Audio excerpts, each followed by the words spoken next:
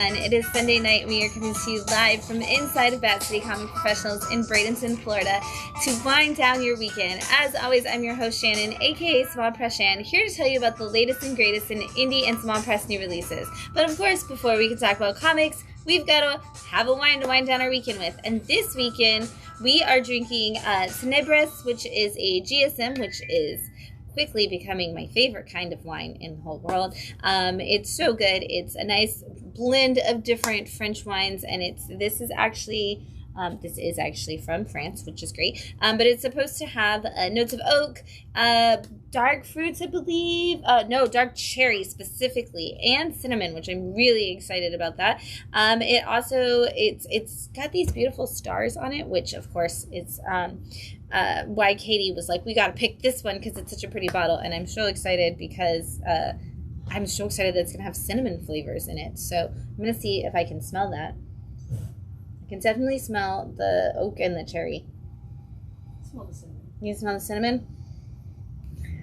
Yeah, not quite cinnamon broom levels of cinnamon, which is probably a good thing.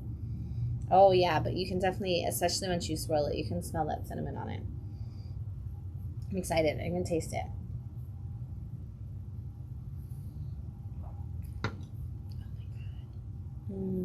Mm-hmm. That's definitely a cinnamon wine.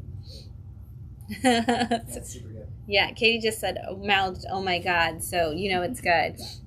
Yeah, so we're going to be drinking this tonight. If you don't know, like every Sunday night for the last 6 years, we've had wine on Wind Down Your Weekend. We actually used to do the show before we had wine, and we ended up including the wine 6 years ago, and now we've had a different wine almost every Sunday for the last 6 years, and it's really cool because we've been learning about the wine as we go, and so I actually don't know which wine we're drinking until the show starts, which, or if you were here last week, I didn't even know when the show started. It was a big surprise. So it's been really cool to learn about different kinds of wine and check it out. And so we're going to be drinking this throughout the show. I have a feeling that cinnamon is going to go from the sweet side of cinnamon to the spice side of cinnamon very quickly in this wine, which I'm excited for. You're agreeing. It does have a sweetness to it right now. It does. But it's a dry cinnamon sweet, not yeah, it tastes like you drop some cinnamon into not that it tastes like chili, but when you put cinnamon in chili and you get that little bit of a sweet edge to the sauce of a chili, it kind of tastes like you did that with wine. But again, cinnamon always opens up to a spicier flavor over time, and so we'll see. All right, so lots of things have been going on here at Bat City. To recap the week, we had zine night on Wednesday, which was really cool. We had some fresh faces there, which was really exciting. And speaking of fresh, we had Fresh Start Book Club on Thursday night, where we read I Kill Giants #1. And next month, I'm really excited. Fresh Start Book Club is going to be reading Redneck #1. I'm so stoked for that. If you don't know, Matt and I got married at the bar/restaurant that Redneck is based off of, where all the staff worked, and where Donnie Cates even worked when we came up with the idea for the story. And so we always have a special place in our heart for Redneck, and so I'm so excited that we're going to be doing that for Fresh Start Book Club next month. And then on yesterday, we had kids art class with Miss Katie, which was awesome. There were so many people. They got to create comic characters based off of color theory, which was really awesome. And one of the kids essentially created Rainbow Bright out of her own mind, which was really cool for me to see somebody just come up with the concept of Rainbow Bright. I was like, here, let's sit down and have a conversation about the greatest character of all time, and why you should love them now that you have discovered this concept.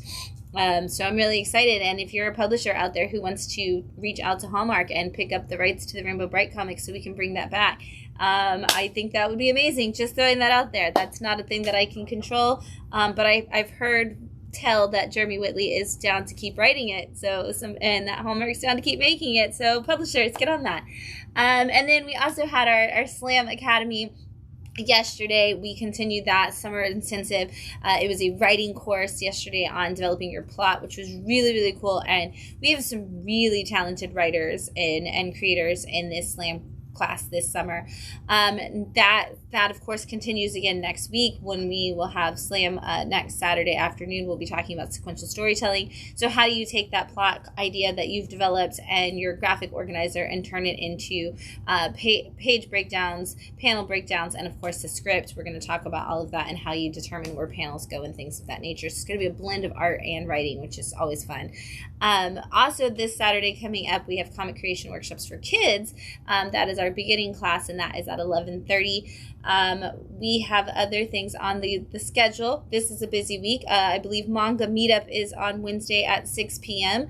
On Thursday at 8 p.m. we have Ladies and Non-Binary Nerd Night. Woo! And then on Friday we will be closing early because at 7 p.m. we have our quarterly subscriber party. I'm very excited. If you get your weekly pools at Bat City, you are invited to this event. We do them every quarter. It's just a celebration of having subscribers, but it's also a great time to get to meet other people and find other friends who are interested in the same comics and things as you. So that way when you stop by the store, you recognize a friendly face other than, just me, Matt, and Katie. You've got other friends who you can connect with, and it's been great to be doing those over the last 4 years. And then just get to see so many people build that community on their own.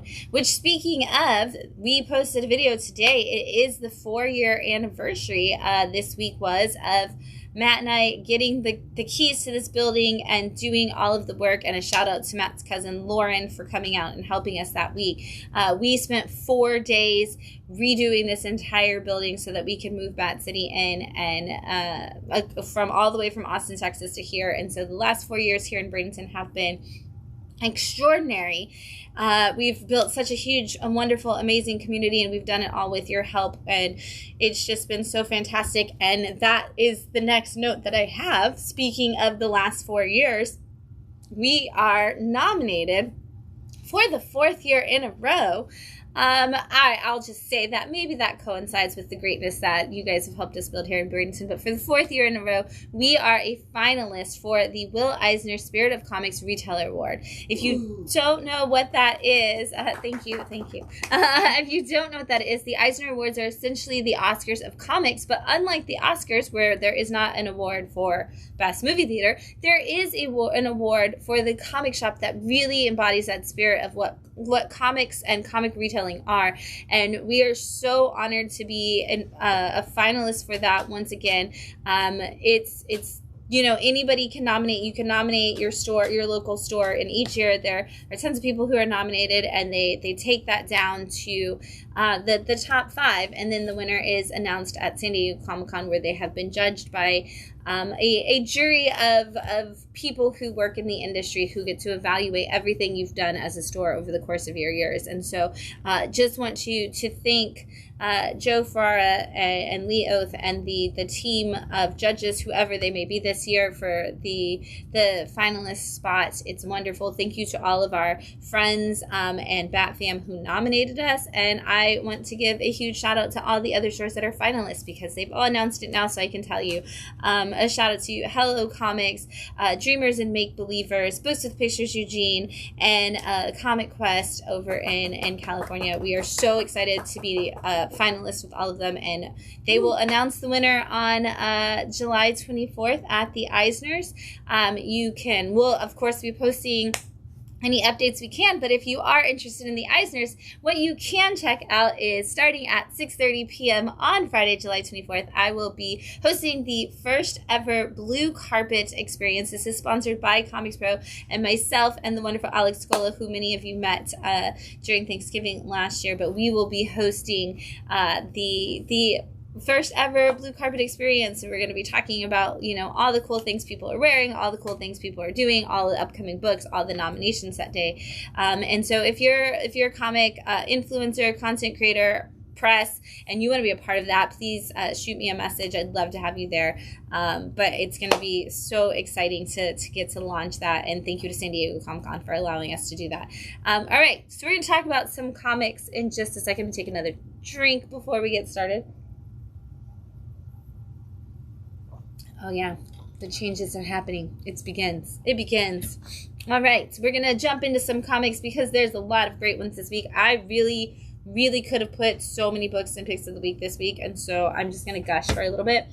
And we're going to kick it off with Transformers issue 34 from Image, Skybound, and our Inner John universe, which of course features Transformers, G.I. Joe, and the Masked World. This is, we've been dealing with a lot in the Transformers universe since the beginning, but really when Robert Kirkman took over, there was some big changes in our world, because we actually saw Optimus Prime step down as the Prime, and so he is Optimus, no longer Prime, just Optimus, and yet he refused to return home to his home planet to actually help with the battle between the Autobots and the Decepticons, because he knows that they've brought too much danger to the Earth and it's up to him to stay behind. And so he and a small group of team members who can no longer call themselves Autobots are here on the Earth trying to figure out how they can actually continue to stop the Decepticons that are here, which we get some big battle moments in this. But one of the things that we really see in this issue is General Flag, who, you know, is doing a lot of shady things on the G.I. Joe side, has come and asked Optimus to help him out with some things, and Optimus, of course, has agreed to do just that. But in this issue, he kind of gets to see that other side of General Flag just a little bit as they go and try to open up some research facility that has definitely traded you know, what alliances they have back and forth. I think we're really going to see some big, incredible things coming out of this Inner John universe over the next couple arcs for these stories. But if you are a fan of Transformers, you definitely need to be reading that story. We've got Witchblade issue 23 from Image and the Top Cow imprint. This has been a really cool reboot for the Witchblade universe, and just giving us you know, it's still Sarah Pazzini, it's still her story of her being like the one cop who's you know, we're gonna say a like gray Jedi level cop. She's not necessarily the one good cop on the force, but she's like the least bad cop on the force, I guess. And she gets the power of the Witchblade, which is this ancient magic that basically helps her become this all-powerful person who can just battle against all of these things. In this arc, she has been dealing with a cyborg unit called Aphrodite 9, who is somebody that she's built this relationship with. It almost, you know, it started as Aphrodite trying to kill her, and as Sarah has reconciled over and over again with this android type person who continues to try to kill her, but yet seems to have this underlying like attachment to her. Sarah has built that relationship, and now as they try to go to a place where they can actually free Aphrodite from all of this, things get bad instead of good. And Sarah also has to learn a little bit about herself and her ability to actually not only believe good in people, but also to actually feel something. Like, is she actually capable of love and connection? And she really has to challenge herself with that question as she faces off against some bad guys. I really love this Witchblade series. It's been so good, and I can't wait for more. We've got World Tree issue 21 from Image Comics, and of course our James Tynion in the Tiny Onion world. This has been a long-running series where the James kind of just pops back to it every once in a while and gives us a little bit further. But if you don't know this story, basically there is a dark underbelly to the internet that when people see it, it causes them to go crazy and do very terrible things. And there's a group of teenagers who discovered it in the 90s, in those early days of the internet, and they decide to create something that's kind of a protect-all for everybody that blocks this evil side. Well, here in the now, unfortunately, that didn't necessarily really work out, and now that evil side of the internet has been exposed, and there is a woman who is going around who is definitely making it far worse for everybody by getting them connected to this and causing these killers to just really go crazy. And now it's up to the now in their 30s, like older people that had been trying to stop it in the past, to actually come together and figure out a way to stop it. But that has gone way further than even they were prepared for, and it turns out it's hard to stop something like the internet, which doesn't really have like a base. And so we're getting further and further into all of their mindsets as they try to figure this out. We've got Flash Gordon issue 18 from Mad Cave. This is the new arc of Flash Gordon, and so when we started this arc, you actually don't have to have read the previous start of it, and so I think it was about 7 issues ago that we moved into this arc, and so we've got a new writer on it. This is actually Dan Abnett writing now, and he is telling us a completely different Flash story. Basically, Flash has been kind of benched from the world of the adventurer and has become a professor at the school that trains all those people. Unfortunately, though, none of the new recruits seem to really understand what it means to go out into space and solve problems. And so Flash and Dale and team end up back in the mix of everything. And in this arc, they are currently on a big giant object that's floating through space that seems to be kind of like a planet, but not quite, and they have found themselves captured by the people who are living on it. And unfortunately, what we learn in this issue is that those people are scavengers, and what they scavenge is not just your tech, but a lot more, and it's up to Flash and Dale to figure out how to get everybody home safely. We've got Blood and Thunder issue 15 from Image Skybound. This series definitely really picked up as it went along. I've really fallen in love with this character of Blood. She was a young girl who wanted to be a member of this certain police force and never actually made it through, and became a subcontracted bounty hunter. And at the very beginning of the series, she's expected to go and capture this most dangerous criminal in the galaxy for them, and ends up over the course of time actually realizing that he's not the bad guy, but it turns out that the government actually is, and she's now the face of this revolution against them. And it seemed like she was kind of getting to the point where she was like, oh, I'm just kind of just thinking maybe these guys are wrong. And then now she firmly knows all of the ins and outs of like how badly she was treated and how badly they're treating other people. And so in this issue, they are on the hunt trying to bring her down. And she's learning that she's got allies in new places and new skills that she didn't know she had as that battle continues. We've got The Future Is issue 15 from Rekka Comics. If you are a fan of comics like X-Men, where they build these elaborate teams and kind of come together with different powers, this is definitely one that reads similarly to that. But the powers that each of them has is that they are actually hackers, and they are in the cybersecurity world, and they're stopping things that are coming about through that. And in this arc, we've been following them as they try to infiltrate this cult that basically puts these computer chips in people's minds and actually forces them to see like a different version of the reality. And they realize that, you know, people's brains are getting hacked, so they've been trying to break into this and stop this from happening. Well, in the last issue, the leader of our team actually got caught by the leaders of the cult. And in this issue, it's so fascinating how they basically show us a utopia that they could build in the future and how they would do it all. And it's so cool to see.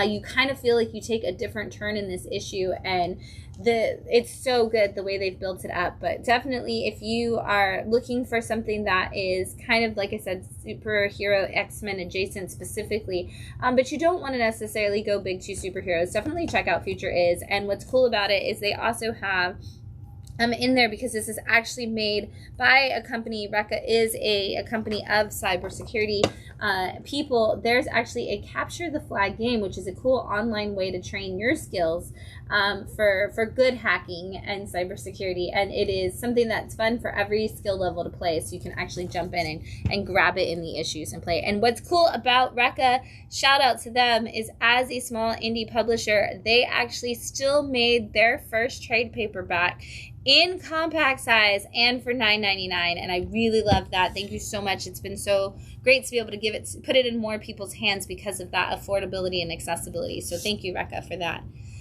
We've got Free Planet issue 14 from Image Comics. This is such a huge world. If you are somebody who's looking for one of those massive new universes, this is definitely going to be for you. This is the story of a planet that actually figures out how to rule itself without having any sort of governance, and really, like, it's just everybody is free, everybody is equal. Like almost utopian-esque, and yet can that ever really actually exist is the question that writer Aubrey Citizen is asking, and it doesn't seem like it can. It seems like the more that they try to build a world where like the crops and the farmers can have their own say just as equally to the people who run the tech and the different, you know, things of that nature. It seems like the more they build that, the harder it becomes to actually maintain it. And the hardest part of all of it is, how do you deal with your allies who don't believe that freedom is a thing and that a utopia can work? And in this issue, they actually find themselves, in the last issue, they found themselves accidentally allying with somebody during a war and actually getting involved in a war that they shouldn't have gotten involved in. And now this is the fallout of that, as they have to figure out, are they going to continue that involvement, and who gets to make that call, and who is responsible for that call that they did make. And it's interesting to see how does that planet govern those kinds of things when that's something that they're not supposed to be involved in. We've got Robot and Girl, issue 12 from Keenspot. This is such a fun series from Mike White, who's a friend of the show.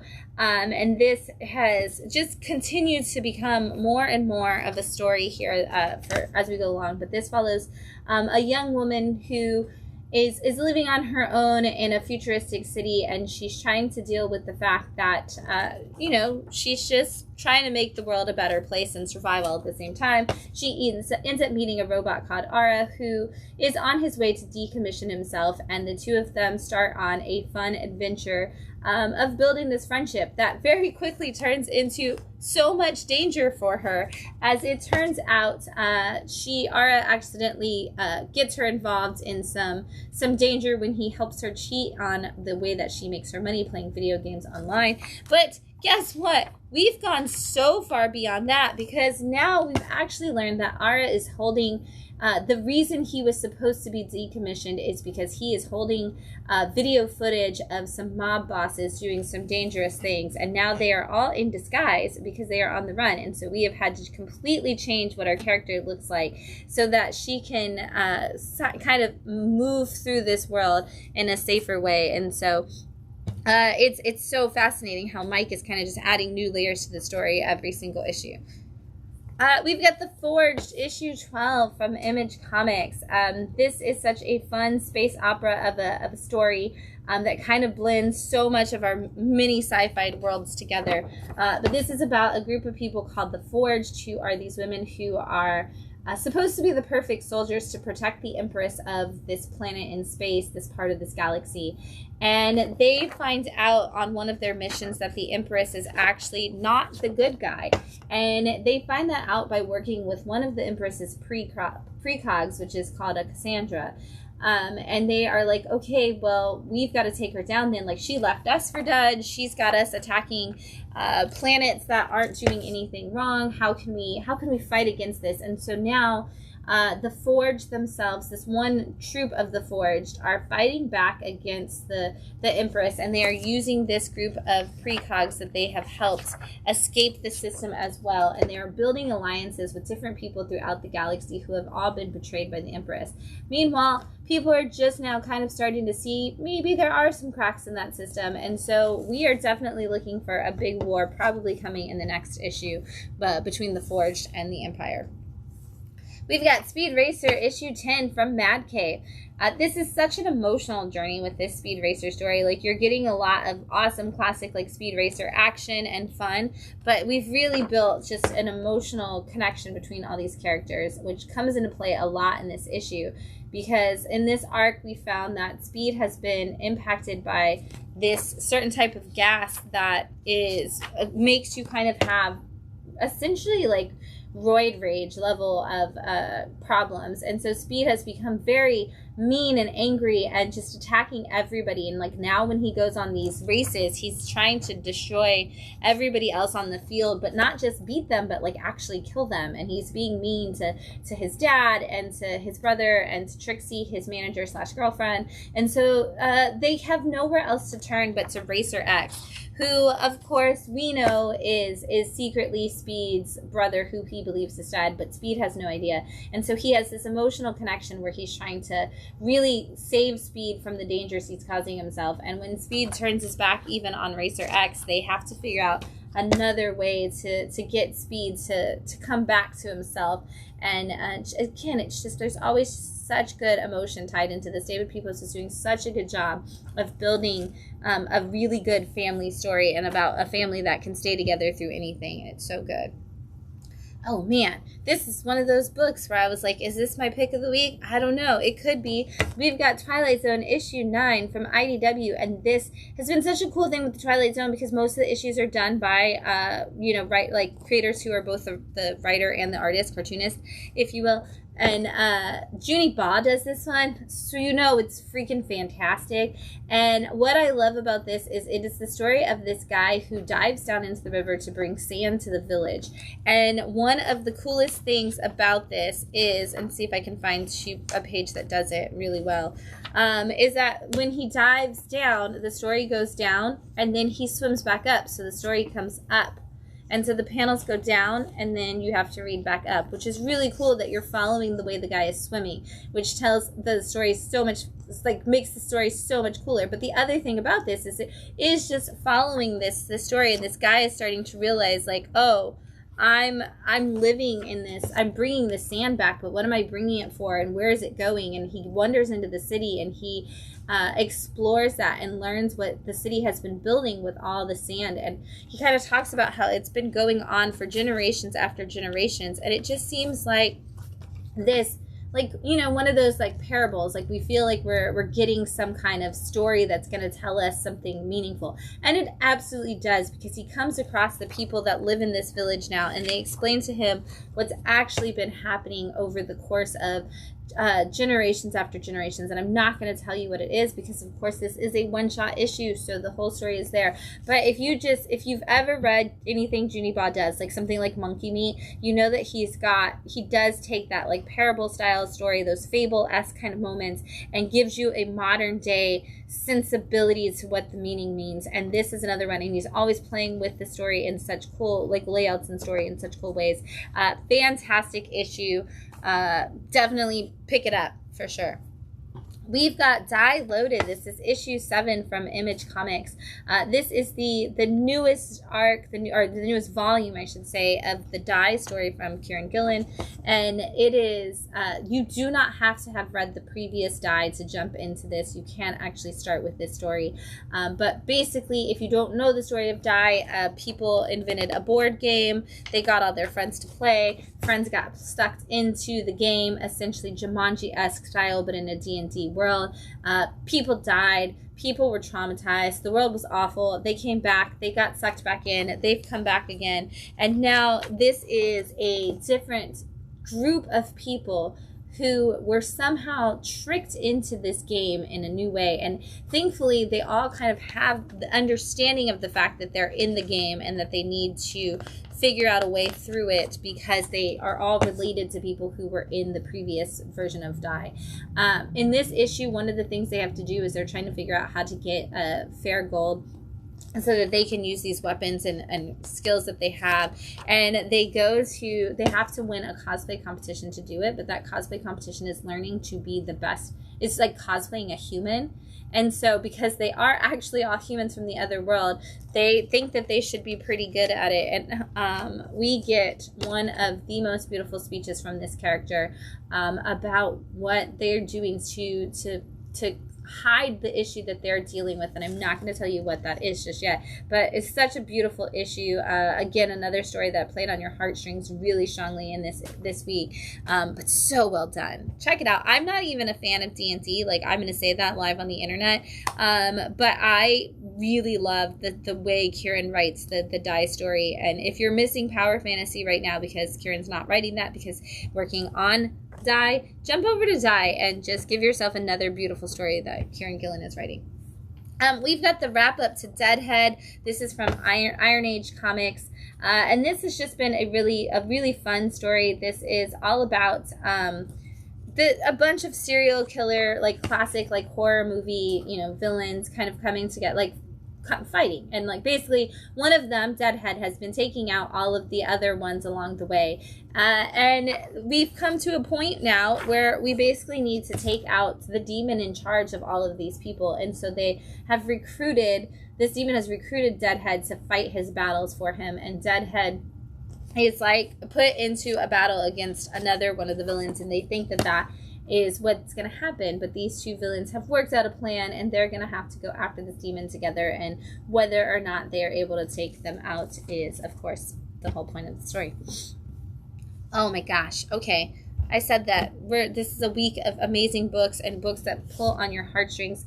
Bleeding Hearts is out again this week from Vertigo, and this is like Dennis Camp is really trying to destroy us in so many wonderful ways this year with Assorted Crisis events and this, but this is issue 6 of Bleeding Hearts, and I swear it's one of the best books on the shelf. If you're not reading Bleeding Hearts, you absolutely need to. You'll laugh, you'll cry, you'll hope that your zombie life in the future is something like this. But this is about a zombie who's living amongst other zombies in a zombie apocalypse, and he starts to feel differently than everybody else because his heart starts beating again, and he's not really sure what that means. And he ends up making connection by becoming friends with a young girl, and he's keeping her and her mom safe from all of the zombies and just kind of building this sweet moment with them.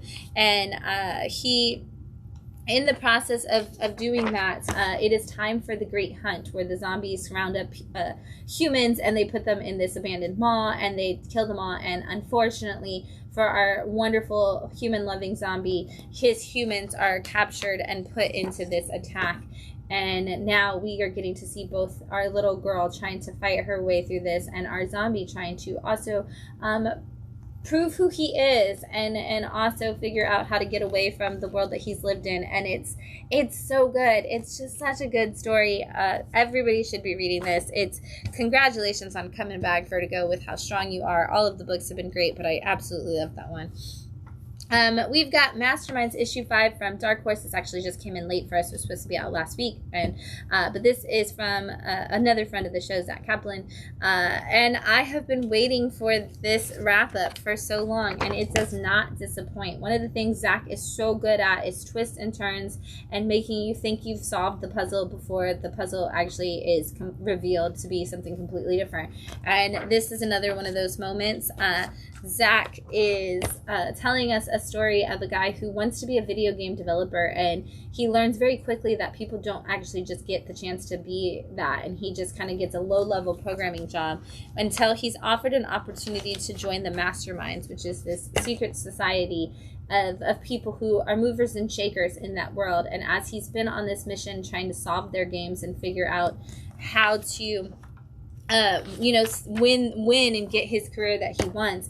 Every twist and turn has not necessarily gone the way he wanted. And as this is the wrap up, I'm not going to tell you how, I'm not going to give the game away, so to speak, but you definitely need to read this. It's got high stakes. Now that all the issues are out and you won't have to wait, I think it'll also read really like a movie in so many ways. So definitely check that one out. We've got Thundercats and Silverhawks issue 4 from Dynamite. This is our big summer crossover from the Thundercats universe, bringing us a world that is going to be very dark and bleak unless both of these teams can fix it. Basically, if you don't know, we found out that in the future, the Silverhawks take over the world, and for some reason, they have a very dark future where they've kind of just enslaved humanity and the Thundercats and everybody all at the same time. And it's just this very almost Minority Report-esque future. In fact, that's exactly what it is, because they put Chitara on a thing where they can predict what people are going to do using her prophecies. And so we have traced back that this goes to the time when the Thundercats are on Third Earth, which is what we've been seeing in the Thundercat story. And so a team of Silverhawks that are our good guys have been working with a team of Thundercats that they took to the future in order to try to stop this. And so now that they are returning, they're trying to return to the past and stop this from becoming the dangers that it is, and that has led to possibly the very beginnings of the problem, because now the Thundercats and the Silverhawks are starting to battle, and that Dark Hawk energy has flown into the story, and we're trying to see if we can save the day before it's too late. We got Baby Garfield, the most adorable book on the shelf, which is, you know, saying a lot because there's a lot of cute books out this week. But this is issue 404, so somebody else can take the mantle. Each of these is about Baby Garfield's first, and the first issue, or the first story in this anthology issue, is Garfield getting his first ever bath, which is absolutely adorable because, of course, as a cat, he hates the idea at the very beginning, but once he learns about all the fun he can have in the bathtub, Garfield never wants to get out of the bath, and John has to come up with excuses to figure out how to get Garfield out, and it is so stinking cute. Oh my gosh, I just kind of want to see if my cat would enjoy being in the bathtub as much as Garfield, but I know that she won't. And then the second, maybe she will, I don't know. She's have a bathtub. We don't have a bathtub, so we'll never know. The second story is all about Garfield's first road trip, and John decides that they're all going to go on a vacation to all these fun landmarks, and of course Garfield and Odie cause all of the problems everywhere they go, which leads to, oh my gosh, did I miss the page where they do it? No, I haven't passed it yet. Okay, which leads to the greatest thing ever, which is a breakdancing Odie trying to distract humans so Garfield can get them their food. But a very big turn of events for them as they end up at the world's largest ball of yarn, which Garfield is offended that everybody thinks he will destroy because he's a cat. But, you know, hijinks do ensue, and you find all of the cuteness along the way. You can pick up any of these because they are anthology. You should grab all of them. If you have a kid in your life, you should definitely get them for them. And if you just have a love of all things Garfield and adorableness, which you should read it yourself. We've got Just Brutal issue 4 from Ignition Press. This has been a wild adventure in and of itself. This is about Jordan Savage and his twin sister, who up until recently have just kind of hated the fact that their parents got divorced and that their mom is dating this new guy. But guess what? That's just the tip of the iceberg, because it turns out that the reason that their parents got divorced is that they are actually the protectors of the entire earth, who have like basically lived these immortal lives essentially, and they're supposed to be battling. And now that monsters have come back to the earth, the evil is there again. The parents have got to work together to fight again. And so while the parents are going to figure out how to do that, it's up to their stepdad to take them to, or their mom's fiance, I don't think they're actually married yet, but to take them to a safe space. But guess what? The stepdad, the boyfriend, the fiance, whatever you want to call him, he might just be that ultimate evil. And now all of those fears that we've had about maybe we should, not trust this guy because you just don't want your parents to be with somebody else, turns out might have real reasons to do that. Unfortunately, Jordan may not be making the right choices for how fast that situation is turning, and this is definitely going to be a big point for that. I'm going to take a drink of the wine because why not? Wine not.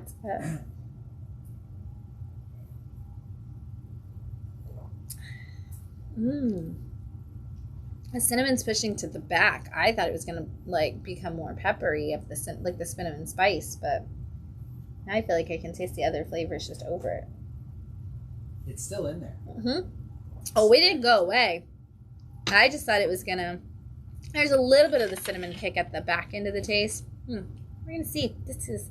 It's so interesting. It's like you never get cinnamon in a wine. I also love that they're like, this is so, by the way, a me-coated wine, because not only is it a GSM, but it is a cinnamon flavored GSM. And then their pairings are paired with soy chorizo and cauliflower tacos, spicy shredded chicken, and bolognese sauce and stuffed peppers. I'm like, you literally have soy chorizo as what you should pair this with. Like, did I make this label? I don't know, maybe. But if, now I just want soy chorizo and egg tacos. Just saying, just throwing that out there. I saw that when I bought it. Also, subscriber night, we do pick the 3 best wines of the quarter of Wine Down Your Weekend and offer them at subscriber night for everyone to taste. So if you are a subscriber and you're coming to subscriber night, you're going to get to taste 3 of the wines. I don't know which ones they are. Yet. We'll make a decision between now and Friday. Right, there's 3 of us, I guess. Maybe each of us picks one. I know, it's Matt. Matt picks them. Katie's like, oh, but you've only had them since May 30th.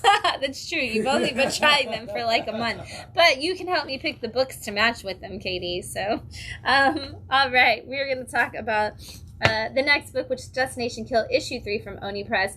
If you've ever thought, oh man, I really need to take a vacation, and then you find that you left for vacation and nobody did your job while you were gone, and things got messed up even more, I feel like you can identify with this book.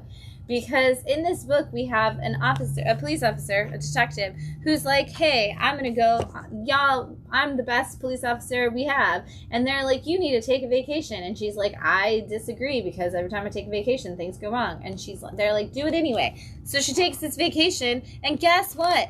As soon as she gets, like, on the train, she's in the middle of all of the bad stuff that's going on. It's like, hey, there's a revolution that's just breaking out, and all these people are going to, like, turf wars and different things. And she's like, I am not going to be, like, I'm right in the middle of this, and I'm the only one who can solve it. And now she's had to cancel said vacation and is working to actually stop, like, the evil corporation that is doing all of the bad, that is going to destroy the entire city. And she's also dealing with all the fact that, like, even the people that she's working with to try to figure it out, everybody's kind of just lost their ever-loving minds, and she seems to be the only one who's keeping it together as she tries to figure out how to save the day. And I will spoil more when we get to the next issue, because this one kind of has some major spoilers as we get our turn in it. We've got Ben 10 issue 3 from Dynamite and their Warner Brother cartoon imprint. Let's just call it what it is. They've got like the whole Warner Brothers catalog going on here, and they're bringing it out. So if you are a fan of Ben 10, this has been teased as Absolute Ben 10, essentially because it is giving us an origin story that's kind of beefing up the story a little bit. But this is about a kid who, you know, is named Ben, and he goes out on a camping trip with his cousin and his grandpa, and while he is out there, he ends up getting kind of hit by an alien blast that gives him this magical bracelet that helps him turn into aliens to fight against evil whenever the time arises.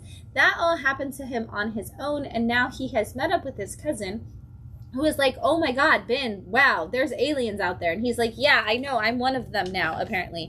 And so they end up trying to figure out how to get to some safety in this issue, and that's where they cross paths with Grandpa, who seems to know way more than either of these kids expected. We're just getting started on this journey, and it's definitely going to be a big one. So if you are a fan of Ben 10, from what I've heard from people who Ben 10 was their ultimate show, this has been such an awesome book, and it's giving them everything they wanted that the show didn't give them, and everything that they wanted that the show did. And so a fan favorite in 1,000 different ways. We've got Abattoir 6, issue 3. This is also from Iron Age Comics. And such a wicked cool book going here. This is all about a post-apocalyptic world where vampires have taken over and essentially have started using humans to kind of farm all the different things they want, including other humans. Like, they actually have, the girls at a certain age have to start producing children so that they have an ongoing human workforce and life source, because at the end of every day, basically people are chosen from the group of humans who are working and are brought to be chosen for, like, which one is going to be dinner, essentially, for the vampires. One of our young members of this team is so over this process and finds out that there are people who are living outside of the colony where they've been told that could never happen before. And now he is kind of trying to figure out if there's enough people who would go with him if he followed this stranger that he met out into the real world. I don't trust this stranger one tiny bit. Like, nothing about him screams trust me. So this is not going to end well for anybody for a while, at least. But so cool to see this story. If you haven't checked it out, definitely grab those 3 issues and catch up.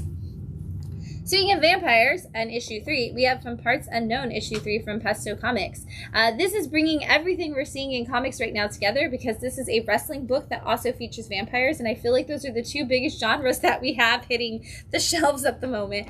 But this is about two brothers who are professional wrestlers who happen to get invited to go out to this small town to be a part of a wrestling match, and while they're there, they meet this woman in a diner who, you know, seems to have a great connection with them, and they decide that they're going to take her to their match. They all go to the match to do that.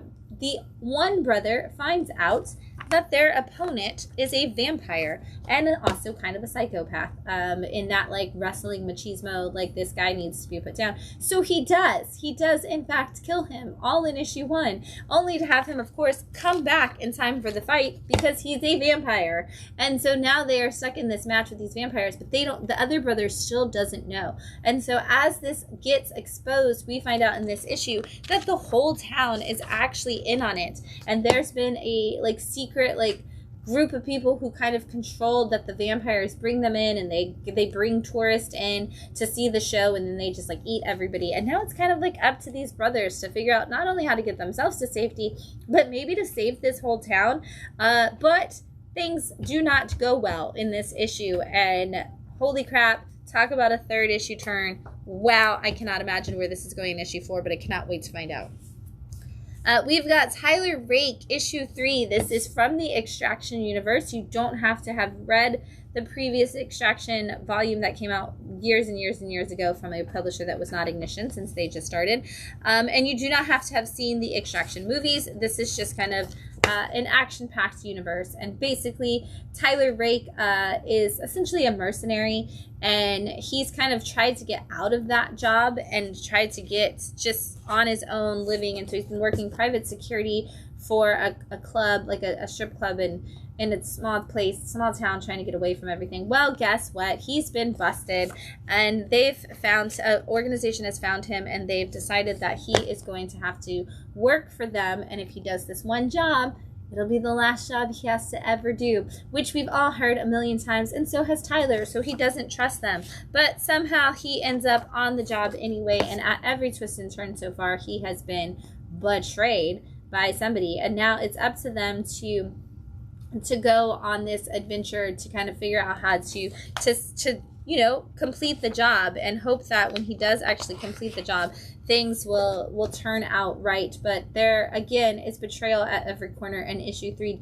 doesn't have, you know, also leads us down some even bigger paths of that, and who is actually going to make it out of this story, I don't know. But you can actually see Tyler Rake if you're enjoying this story. There are Netflix movies, so you can you know, follow him into even more adventures. We finally have the completion of White Boat. This is issue 3 from Distillery and the amazing team of Scott Snyder and Frank Avila. I have been waiting for this story to end for so long, and yet now that it's ended, I'm like, could we just keep going? If you don't know, this is the story of a guy who, when he was a young kid, him and his brother were on a boat at sea with their dad. The boat got attacked in some way, like a storm happened. Or at least that's what they believe. The boat was destroyed. The brother went missing, and so the younger brother has grown up kind of feeling like it was his fault because they switched bunks and he survived and the brother didn't. And so he ended up growing up being a person who became like a yacht party reviewer and a yacht reviewer, because he was trying to figure out, when he lost his brother, he saw a white boat like sailing off into the distance, and he's always believed that there was something about that. And so he has been trying to find the exact white boat that would lead him to figuring out what happened to his brother. Well, he has figured that out, and it is not what anybody expected, and it's led us into this like sci-fi horror world where there is basically, you know, the rich elite trying to create their own perfect utopia, and the people that they are literally doing genetic modifications on to do that. And so he's wrapped up in this universe and trying to figure out how he's going to get out of it. And this issue, of course, is all of those big moments as he tries to figure it out, and we kind of get to see what that would look like for him in the beautiful Frank Avila art. If you didn't read it, all 3 issues are out now, so you can jump in. And if you've been like, oh my gosh, is White Boat 3 ever going to come back? It is here, and you can complete that journey now. We've got Holy Brawl, issue 2 from Keenspot. In issue 1, we saw a priest who, for better or for worse, was trying to do the best he could do to save a little girl who was possessed by a demon. Unfortunately, he didn't, and that did not work out for him, and the little girl essentially was like taken to hell. Demons, bad things, all that. Now he is trying to figure out how he can go after her and save her, and so he has found himself in hell and is going to fight his way through in order to save the little girl Lily before it is too late. And so he is making his way through all the different parts, and we get to see him kind of go up against some of those big bad demons in this issue. I do like the fact that it does almost like a prose level of storytelling on the side of the story, mixing it in and out with those big action pages that actually have traditional lettering on here. It was really cool setup for the story. We're only 2 issues in, and so if you want to see this priest try to save the day and maybe himself in the process, jump in. We've got Mask, issue 2 from Image, Skybound, and Your Energon universe. The world is expanding. This is, again, based off of the cartoon. So if you were a fan of the Mask universe as a child, from what I've heard, this is the greatest moment. This is so good for that. But as somebody who was not a fan of the Mask series as a kid, I am still really, really enjoying this comic 2 issues in. Basically, we are following along as a group of people are trying to figure out how to stop the evil Viper team that is making some terrible decisions. And this has already kind of given us a lot of insights. We saw some of these characters previously before the Mask series launched, so we kind of know that this is got some ties into Energon. But we are in this issue, there seems to be a black hole or a Event Horizon level phenomenon that's out in the middle of the ocean. And so 2 members of the Mask team go out to try to figure out how to solve this situation and how to put it down. And I just love that we absolutely get to see some incredible character development. This is the first time we've seen either of these characters, and yet you feel like you've been on this adventure with them for a really long time. There's a lot of big things that happen in this issue, so I don't want to show you too much, but we are just getting started. And one of the things about the Energon universe is it came out really strong and has always been really, you don't need to know those characters or those stories to jump into it. But I feel like over the last couple of years that we've had it, they've all really found their footing, and it's been really well grounded. And this is just bringing in a series like Mask right now worked really well because we already know you don't have to know the characters to enjoy the series. And I think we're seeing that even more so with this because not everybody even has a reference point for Mask as they do for G.I. Joe or Transformers. So it's really cool to see that story unfolding. We've got Order issue 2 from AMP Comics. This is a really interesting story as well. This is about 2 brothers who their mom sacrificed herself during a very dangerous time, and the kids were taken by a friend to be raised, and he kind of raised them just to put their heads down and do whatever the job was that they were assigned to do. And so these brothers have just been working away their lives, and the whole time as they've grown up, they've been like, we have to go back, that we have to find mom, we have to go find mom. And they're at that point now where they're like, you know what, we're gonna do it. We're going to break away from this chain that we're tied to, and we're going to figure out how to get out of the system. And that may lead to our own deaths, but we've got to figure it out because mom is still out there, and we've got to do it. And these 2 brothers who have always relied on each other are coming at this from 2 different angles. And so there's a little bit of a disconnect already in their relationship because we've got the one hot-headed and the one logical one, and yet it's going to put them in some dangerous spots. But in this issue, they start to get to the first steps into how they can break away from here, and that's going to include some, a little heist moment for them. And that heist is going to take a lot of planning, and a lot of mistakes are going to be made. But we also get to see the first teasers what could have happened to mom, and why she may have sacrificed herself at the time. And so we're really going to see something big happen in issue 3 that's really going to turn this story, and I cannot wait to see what that is. We've got Strength and Ash issue 2. This is from Keenspot, and this is a fun superhero story in that Stefano Carticelli art, which just looks so cool on a superhero book. But this is about a young man who his dad was a superhero and had all of these powers, and he's kind of been left behind in this world with this legacy and this guilt that he needs to do something to make the world a better place. We've seen a lot in this world of people who have pretended to be strength, to be this superhero, and had a lot of copycat situations, but now he actually is going to be able to return with those powers. And so this issue right here is kind of his first time taking down some bad guys and actually exposing that strength is back, and that may be him, but of course that leads to opening up some cans of worms on a couple of things that he might not be prepared for. And again, I love Stefano Cardacelli's art, and I love the way it looks on this book so much. We've got Altered State Warlords, issue 2 from Dynamite. If you are a fan of crossovers from your favorite universes, this is the one for you. If you are a fan of Deja Thoris, John Carter, Red Sonja, or pretty much anybody that's ever existed in the Dynamite universe. In issue 1, we saw Red Sonja arrive on the planet that Deja Thoris is from, and they were in need of somebody to help them stop a goddess, and it was thousands of years before Deja Thoris's family was ruling the planet. And so at the end of that issue, something happens and Red Sonja is turned into a statue and frozen in time and unable to leave. And so in this issue, we have come to the time when Deja Thoris and her family are ruling, and Deja Thoris herself has gone missing, and she is returned by an epic human warrior who saves her, which is of course John Carter.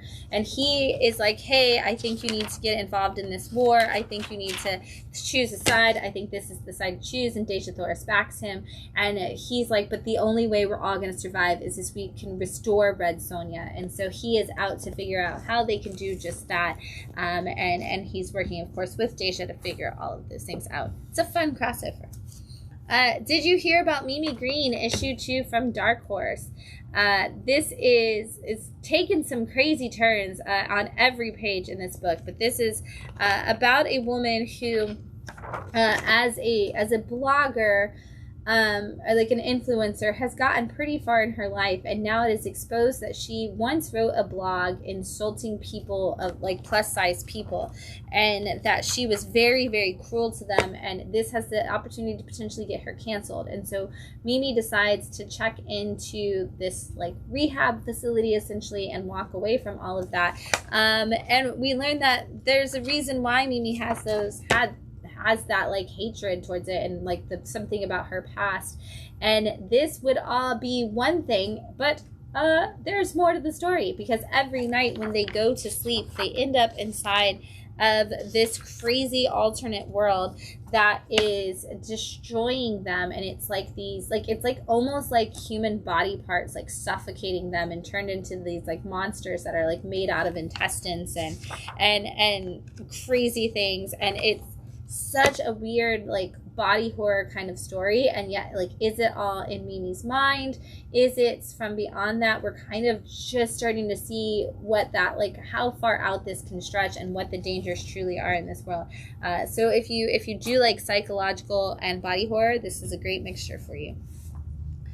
We've got Showdown issue 2 from Ignition Press. Such a big week for Ignition, as the next 7 weeks will be, because we're celebrating the 1-year anniversary of Ignition Press. If you didn't catch issue 1 of Showdown, you may not know just about how wild this book is about to get, but this is all about two people from a small town, one who was the star football player, and the other who was the sister of a boy who was kind of one of those nerdy kids who didn't really get out much. And at the end of their high school career, there was a party, and the star football player convinced the other nerdy boy to drink and drink and drink until he ended up dying of alcohol poisoning. And then everything kind of went crazy from there. And so this football player has lost his scholarship. He's stuck coming back home, not able to do anything because he's hurt, and he will no longer ever play football again. But everybody in the town hates him because they believe that he is responsible for the death of this young boy. And so he's always had it covered up and never struggled for anything, because his dad was the chief of police. But now that his dad has passed, he is dealing with some problems. Meanwhile, the brother of the sister of that boy who died has returned home from college, and she is determined to get her own life back at the expense of this boy. And so they are going to have an ultimate showdown. And one of them will die, and the other one gets to walk away and live their life feeling guilt-free. And they each have essentially 24 hours to put their life in order. And we get to see how our football star deals with his day, and how he kind of just pushes everybody away the whole time, and just that anger and hatred he has for himself, and how that impacts everybody in the town that he lives in as he gets to spend his day. It is going to be a very sad and also a very brutal book. We've got Innards issue 2, also from Ignition Press, and this is a very crazy, like, dark story of some, people trying to make the best of it. If you are a fan of Farmhand, this has a very similar feeling to it, because it is Rob Gilroy. But this is about a guy who is he's in a situation. His girlfriend or his wife is pregnant and is going to have a baby, and they don't have very much money. So he takes a job mining this mysterious substance that people have discovered that they kind of run everything in the world on. The thing is that this is a very dangerous thing where they have to go like subterranean and dig it all out, and there may be monsters and dark creatures, and also just the ability to completely and totally lose your mind. And he gets the job because somebody was killed or died. We still don't really know what happened. And so he is going to take this job, and he starts doing really, really well at it, and they make a ton of money really quickly. And so his wife is like, hey, you can step away from this job and you can come be here with me and the baby and just get a regular job now because we have more than enough money. And he's like, why are you trying to take me from the one thing I'm good at? And then, of course, some strange things happen as he gets into the next round of his dig. And where is that going to lead us? And why is everybody on his team losing their minds? We're going to find out very soon. All right, there's a lot of new books launching this week. We had the launch of Rascal Randy. This is issue 1 of the mini-series spinning out of Exquisite Corpses, where we're going to see a couple of different mini-series highlighting some of the killers that people had a lot of fun with throughout the Exquisite Corpses universe. And so we are starting it off with Rascal Randy. And this issue follows a young girl who gets a job at a skating rink. Her and her dad just moved to this small town, and she is coming to get this training at this skating rink. And when she gets there, the nerdy, quiet kid that's supposed to be training her is actually being beaten up by some bullies, and she is got to figure out a way to save him because he is not going to make it. She ends up developing a friendship with him, and she gets to go over to his house one day, and she sees that his mom, who has passed away, was a big fan of something called Rascal Randy, which is a character that their family created. And she is like, this is a weird, crazy thing. Like, why are you guys so obsessed with this bunny? Like, what is this character? And I'm going to show you just how obsessive they were. But they were like, collecting all this paraphernalia because they created this character. Anyway, some strange murders have started happening in town, and obviously, if you've read Exquisite Corpses, you kind of have an idea of who Rascal Randy is, and so we're going to see how this all ties in together. But it's fun to get to see a little bit more about all of those characters that were fan favorites in the ultimate showdown going on in Exquisite Corpses, and of course, this is going to lead us to even more Exquisite Corpse World. We've got Doctor Who Circuit Breaker. This is from Titan Comics. This is essentially, I believe this is actually a one-shot. Yes. So you can jump in on this. And so this is all about, we're dealing with a different doctor. Basically, they have found a bunch of stuff that needs to be returned to the different places, but it has to be touched by a doctor who's never interacted with any of the items. And so they found this in regeneration of the doctor that's never actually touched any of the things, never been on any of the doctor's adventures, and she is sassy.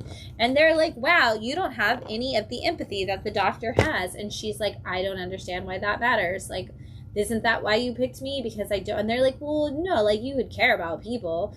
And they're like, well, we need you to take this next artifact back. And that artifact is actually a Dalek weapon. And she doesn't even know who the Daleks are. Which, of course, if you know your Doctor Who lore, you know that the Daleks are the ultimate enemy of the Doctor and the worlds at large, because the Daleks believe that everybody needs to be destroyed, exterminated, as it were. And so she ends up back in ancient Greece, and she finds out that there is this group of aliens who have come to this planet who are trying to get away from the Daleks, and she, again, still has no idea what those are. And so when a Dalek shows up to attack these people, she's got to figure out a way to save all of the humans and this race of aliens while also restoring this. And because she's never interacted with the Daleks before, she believes that she can actually talk them down. But if you know the Daleks, you know there's no talking to a Dalek, and she also will learn that lesson very quickly. We've got Beowulf, issue 1 from SHP. This is a really cool, like, dual timeline story that kind of puts the story of Beowulf into the 1980s in a really cool way. Basically, we are following some kids in Wisconsin who are playing essentially Dungeons and Dragons, and they are living their best nerd life, trying to have just their game, and we kind of see what that game looks like. You get the back and forth on the situation, but that back and forth, actually, the world we're seeing is actually kind of just the story of Beowulf and Grendel and all of that.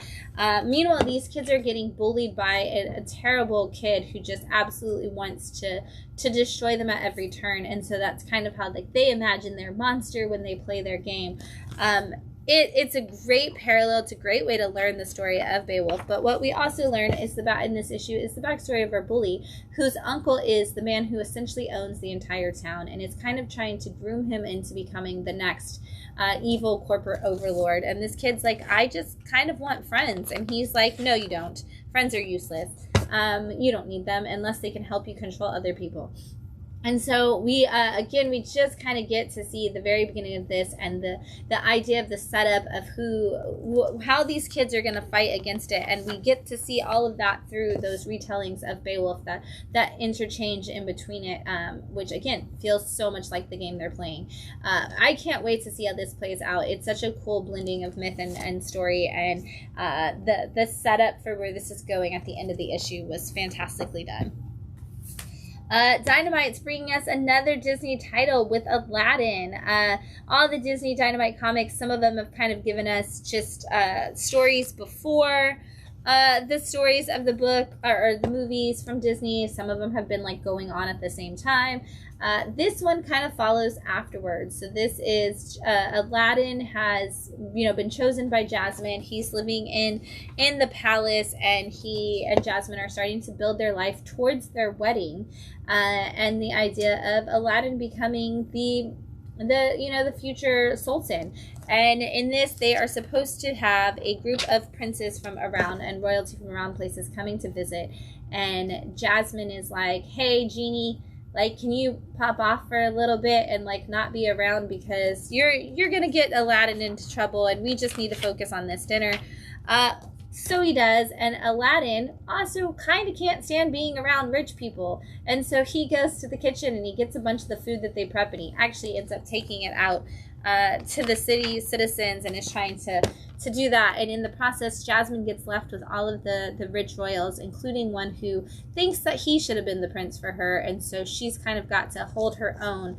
And she's speaking up for Aladdin, Genie speaking up for Aladdin, but where is Aladdin, and how is Jasmine going to get away from all these terrible people? We've got Pimp Killer issue 1 from Keenspot.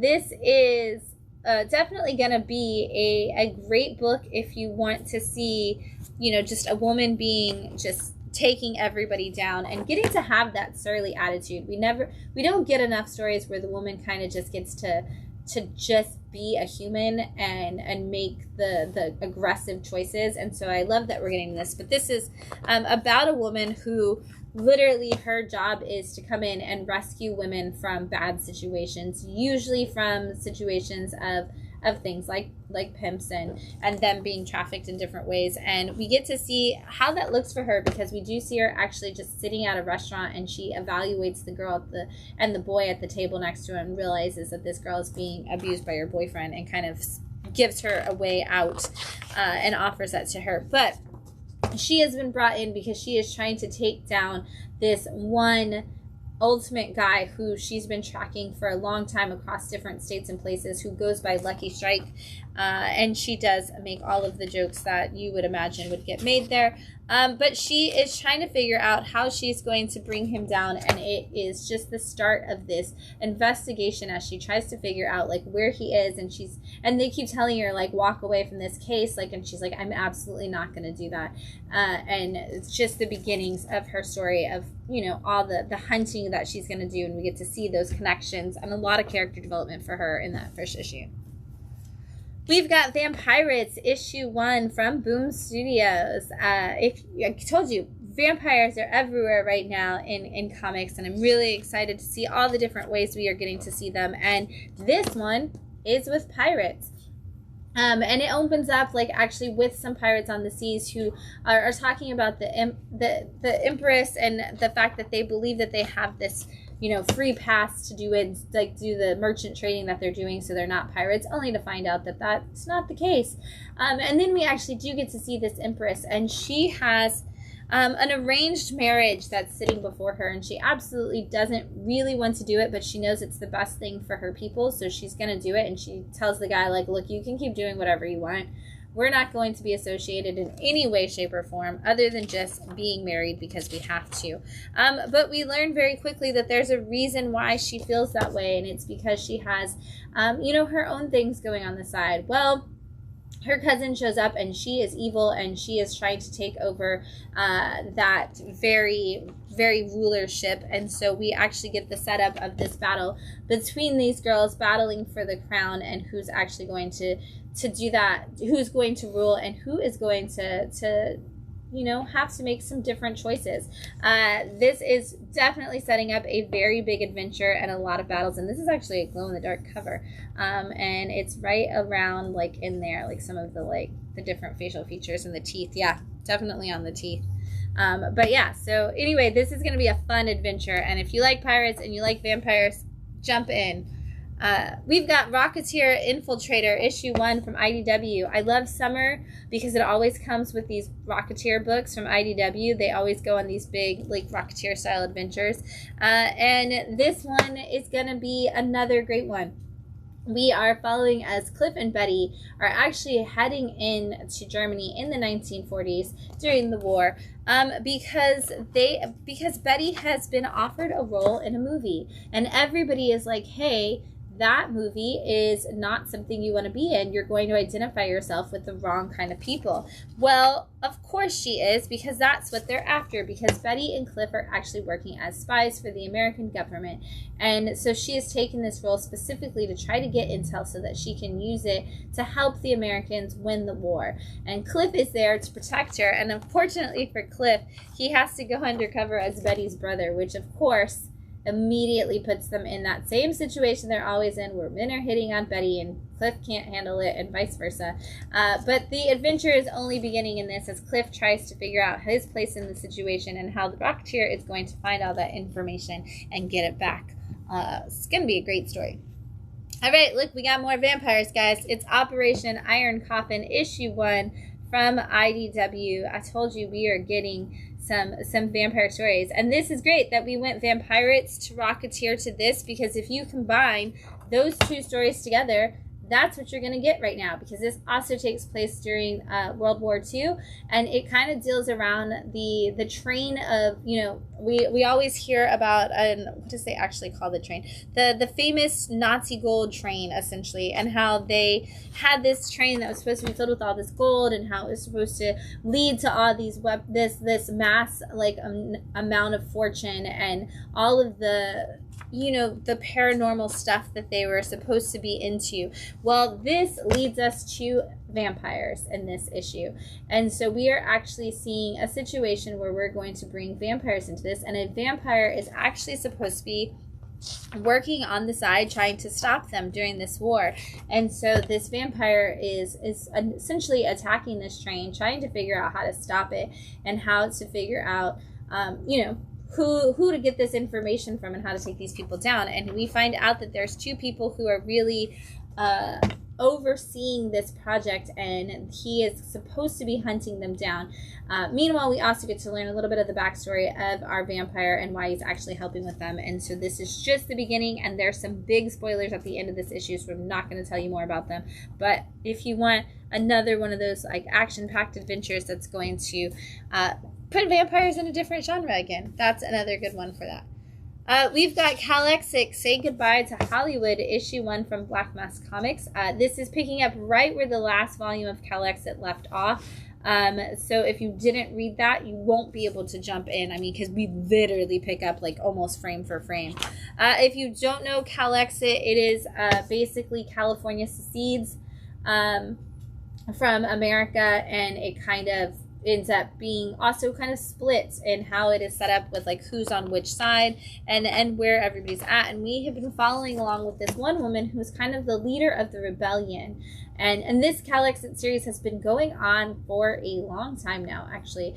And so she is the leader of this rebellion, and she has been trying to get right now from one side of California to the other so that she can get to the team of people that she's worked with. And she, in the last arc, which you can kind of just jump in on, in the last arc, she met up with a friend who has been neutral all this time, and she's kind of always given him crap for not picking a side, but he's helping her cross through Universal Studios and the Hollywood area towards the next part. But in the last volume, she made a choice, and she decided to bring in a bunch of like young kids, like late teens, early 20s, and all of them end up not making it through the battle that she puts them in. In this volume, he's kind of come to the point where he's like, hey, you need to atone for all the things you did, and maybe you do need to be held accountable for all the dangers that you're putting everybody in, and this is going to be the story of how that atonement comes to be. All right, last week we had that amazing Zorro story with Howard Chaykin, and I told you that this is all part of like bringing about this the legacy of Zorro coming back to comics. Well, now we actually have a book called Zorro's Legacy, and this is issue 1, also from Alien Books. I'm glad we're seeing some Zorro stories coming out right now. This is also Dan Abnett, and this is about a man who is a descendant of the great Zorro, and it is taking place in the world right now, and his nephew comes to stay with him. I think it's his nephew. His nephew comes to stay with him, and he's like trying to tell him, he's like, hey, the world's a bad place, but somebody like Zorro can defend it. And the kid's like, yeah, I see that we've got Zorro back again, but like, dude, why is this guy still fighting with swords and wearing a stupid costume? Like, a whip and swords aren't going to go against anything in modern America. Well, he immediately finds out that there is, of course, a family connection to Zorro, and there is a reason that the uncle is so into it. I'm going to obviously spoil that just a little because we kind of get a Batman-Robin situation going on in this book, and I think that's kind of the key that you need to know is, like, what if you had a Zorro that had a Robin? And that's the setup for this, and you can see that's very early in the book, because that is not the story. The story is about their relationship and them kind of building it up. And so I think it's going to be really cool to see. I love seeing it in the modern world, and I love getting to see this new version of Zorro, and a Zorro that is this family legacy. And I'm not going to tell you too much more because, again, first issue and a lot of big things happen. And then lastly, we've got Dispatch #1 from Ignition Press. This is, like I said, we're celebrating the 1-year anniversary of Ignition, and each week for the next, 6 weeks now, or 5 weeks, because this is the second week, we're going to get a new #1 from Ignition, which is really cool.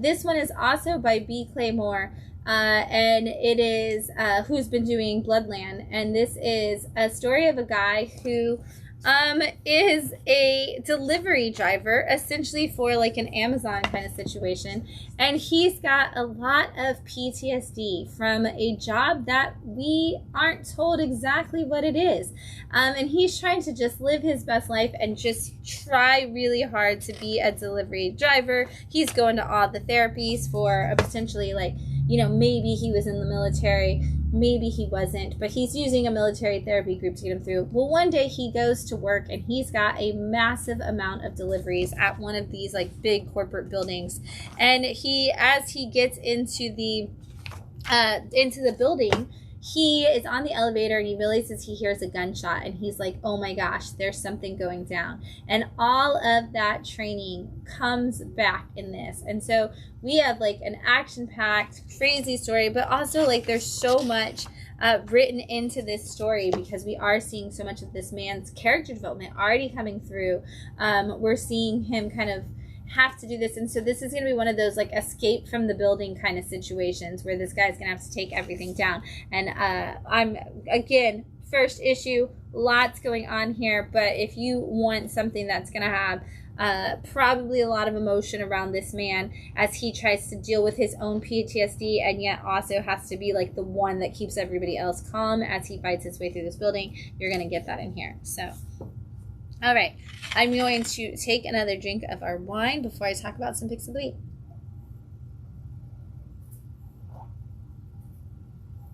Holy cow. Yeah, that's some good wine. There's a lot of spice in there now.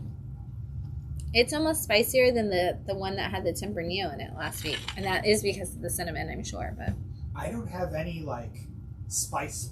I have like it's cinnamon spice. Yeah, like pumpkin pie spice, but it's not like pepper. It's not peppery. No, it's like cinnamon spice, and it's not like clear your nasal passage. No, it's like when you put a spoonful of cinnamon in your mouth, like you're not supposed to do, and you do it anyway, or you take a shot of Fireball and then drink some wine. Even that's spicier. Yeah, it's like cooking spices and pumpkin pie spices. Yeah, cinnamon.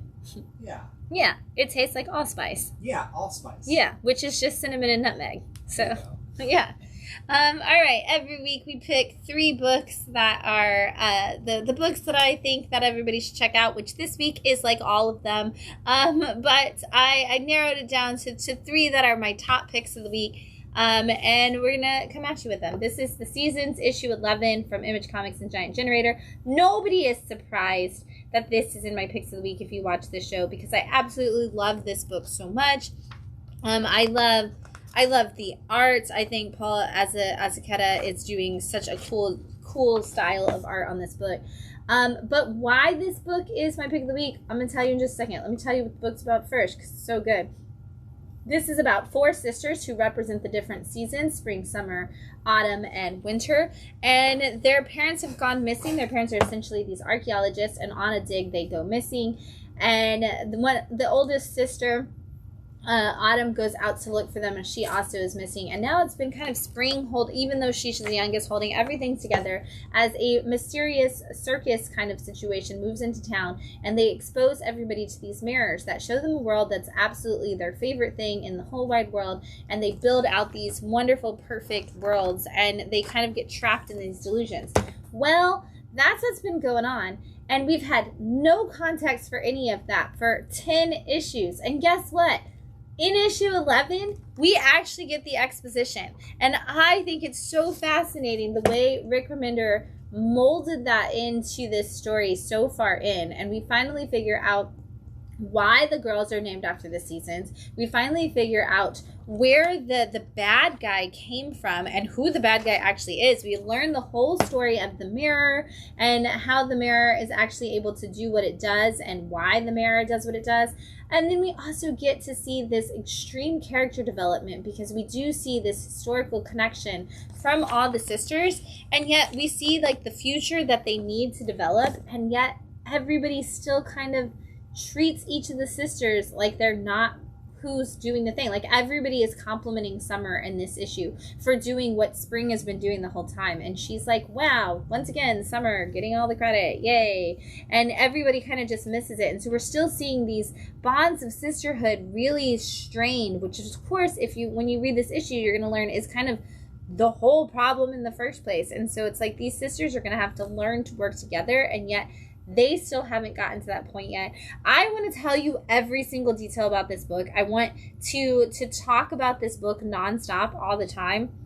But I'm not going to because I want you to read it. But if you haven't read it yet, grab this book. It's so good. You need to be reading it. It's such a good adventure, such a good family story, such a unique way of storytelling, and such a unique art style, and all of it works so well together. And now that we've gotten that exposition and we kind of know where we're going and what we're up against, I have a feeling Recommender's going to change all of it in the next issue in a way that I'm like, wow, that's not where I thought this was going at all, and I'm gonna love it. It's just the same. So good. That book is constantly on the picks because I love it so much. This one is on the picks because it actually really surprised me with this premise, and I'm kind of excited about it. This is Witness Point issue 1 from Dark Horse. This is not what I thought this book was going to be at all, and this week was all about people developing their worlds and their characters in such fascinating and quick ways, and this book did a great job. This is actually the concept idea of Nathan Fillion, which is crazy to think of, but he's not actually writing the story. Heath Corson is, but this is about a man who is the sheriff in a small town in Wisconsin, and there's some murders that happen, and they end up having to kind of like start looking into it, and an FBI agent shows up to help him out with that. And it turns out that this tiny town is called Witness Point amongst the FBI agents because some FBI agents got real lazy, and when they were assigning people to go into witness protection, they kind of just put them all in the same town. And so this town is filled with a bunch of people who aren't who they say they are. And now he's got murders, and it's like, are these murders, is this murder like a person who was in witness protection? Is this murder because this person knew who was in witness protection? Is this murder because this is the bad guy? Like, who actually is doing the murders? Who are these people in this town? Everything seems weird and like off the wall, and it's like nothing quite settles just right for anybody. And I love that everybody essentially becomes a suspect immediately, and yet nobody's a suspect because they're all in witness protection. But then you think about it, and it's like, well, witness protection a lot of time is for criminals who you want to make sure like can be a part of a case later on. So it's like, ooh, a lot of them are just possibly already like criminals who did bad things, and so maybe they aren't trustworthy. I love the way they set this up. I love that we have an almost unreliable narrator who should be the most reliable character in the story, and yet who is he, like, even in this world? And so, because he seems to know a lot and yet acts like he knows nothing at all. So really excited to see where this story is going to go. Yeah, if you didn't get to check it out this week, grab it for sure. And then lastly, we've got issue 2 of 7 Wives from IDW and their crime imprint. I said it last week, this crime imprint at IDW is so incredibly good. 2 books in, all fantastic. Can't wait to see what they do with it. But if you didn't get to read 7 Wives last year, this is going to, or last month, this is going to be such a cool investigation. This is all about a man who is in charge of essentially, a cult situation going on. He is murdered, and they can't quite figure out why and by who. And so these detectives are coming in, and of course they are immediately given limited access to everything because of the separation of church and state. And they are trying slowly to figure out who it is by interviewing each of the man's 7 wives. And each of them seems to have a complete and total motive for why they would be the ones to kill this husband. And yet all of them seem to have absolutely no desire to do it at the end of the day. And in issue 1, we kind of felt like we were getting clues to who could have possibly been behind the actual murder. And then you read issue 2 and you're like, I don't know what I saw in issue 1. Because everything you thought you figured out in issue 1 kind of gets washed away in issue 2. So you're like, oh, we're on a completely different thing. And obviously there's way more going on in this house and in this religion and in this situation than we even imagine. And there's only so much these cops can do, because even if they figure it out, they may not actually even be able to arrest anyone. So it's such an interesting crime story, because you have people who are hiding the truth for each other, people who are hiding the truth for themselves, people who don't even really know what to believe the truth is. And these two detectives kind of caught in the crosshairs of all of it. It's so well written, and it's such an interesting way to tell a story, because you do know, like, anytime there's a crime or anything, it's kind of like you always know, like, every point of view, every angle that somebody sees it from could be a completely different story, and who is actually reliable to tell you the information. We're gonna find out. I don't know. I thought I knew possibly who did it, and now I don't even know if I know what I know. All right, we've got a bunch of other books in stock this week. We had Starcross #1 from Dark Horse, Betty and Veronica swimsuit special, celebrating that 85th anniversary of Archie. We've got It's Simbi, which is so cute and adorable, and I'm so excited, from the worlds of Spidey and His Amazing Friends. You'll see some of your favorites in there. We've got Fire and Ice Dark Wolf #1. We've got they are re-releasing Ju a Power Bomb in black and white, and it looks so cool. We've got Civil War Unmasked #3 with the Alex Ross cover. We've got this beautiful cover of Black Cat with #12. And it's not what I want. We have Uncanny X-Men #31, Moonstar #4, Magic and Colossus wrapped up, I believe, at #5, Wolverine #23, Supergirl hit #15. There's a beautiful Ariel Diaz Supergirl swimsuit cover too this week. We have Star Wars Shadow of Maul #5, Star Wars High Republic Adventures, Murder Mystery in the Outer Rim #3. Absolute Catwoman hit #2, and Absolute Batman hit #22. Aquaman, or Emperor Aquaman as he's known now, hit #19. Barbara Gordon Breakout is on #3. Stephanie Phillips' awesome new Daredevil hits #4. We've got the launch of Clayface with #1. Conan and Dragon Arrow hit #3. Fantastic Four First Foe Shia LaBeouf hit #1. Which it's going to be a one-shot, but there'll be new other foes that we will see. Firestorm hit #4, Green Lantern Corps #18, G.I. Joe, Real American Hero #330 is out. We've also got some trade paperbacks and graphic novels hitting the shelves. We've got Spider-Man Worlds Collide in the Marvel Premiere line. We've got The Biotic Crisis. This is a Source Point graphic novel. Source Point's coming back to us, starting out with these graphic novels. And this is issues 1 through 4 of The Biotic Crisis Lights of the Olivier Discourse collected. We've got Planet Atmos Exodorium issues 1 through 3 from Mad Cave. We just had issue 3 last week, and this is actually a collection of all 3 of those first round of the story. Amazing Spider-Man Torn, which just wrapped up not that long ago. This is issues 1 through 5 of that series collected. I'm so excited The Guy in the Chair is collected. This is one of my favorite Dark Horse stories this year. It was so much fun. I absolutely loved that spy thriller. It was so good. Red Book #1. This is James Tiny and Tiny Onion World, what they did with Blue Book and the American Alien Stories. This is them doing that for other countries, specifically the communist countries. This is the movie adaptation of Flash Gordon, which is the comic. It's also the issues 31 through 33 of the 1980s run of Flash Gordon. We've got Batman and the Monster Men. This is that whole story, I believe. Yep. Which was done by Matt Wagner. If you want to read it, that is back in print.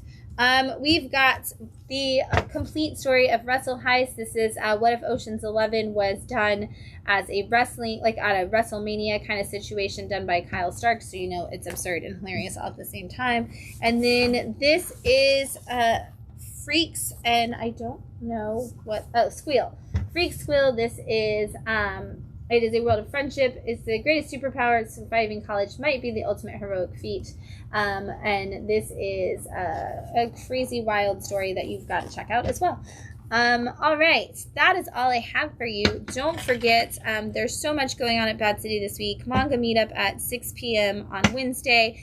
Thursday at 8 p.m. is Ladies and Non-Binary Nerd Night. Friday, we will be closing the store early, probably around 6:30? 6-7. 6-7. Well, the party starts at 7, so we'll probably close around 6:30 for the general public, and at 7 we'll have a subscriber night starting. Yes. Be Not Afraid came out this week, but we sold out.